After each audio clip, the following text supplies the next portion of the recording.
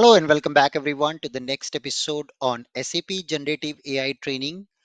In this series of videos at Anubhav Trainings, we are learning about basics of SAP Generative AI. In the last episode, I showed you the advantage of LangChain framework to be able to consume the large language models for building real-time use cases. In today's session, I'm going to show you a demo application which we built already in our training with the LangChain framework. You would understand the overall perspective of the use case and see a final demo. If you want to learn how did we build this application by programming using the LangChain and the OpenAI models, then you can subscribe our detailed training on anubhavtrainings.com. With that, let's get started with our demo use case. Meet Mia. So Mia is a young entrepreneur and she is owning multiple restaurant businesses across many countries.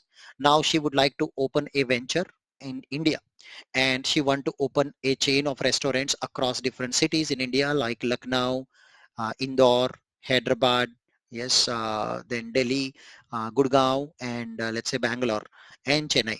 So she would want to open a multi-cuisine set of restaurants across India, and we would like to help Mia to offer a chatbot which uses the LLM to offer following features. So Mia will go to our chatbot and first ask a question to the chatbot that I would want to open a new restaurant, a restaurant with Indian cuisine or Mexican cuisine or Italian or continental yeah, options. So then the chatbot will suggest Mia the creative name of a new restaurant. Yes, and then Mia can further ask or dishes or menus which she can offer in these new businesses.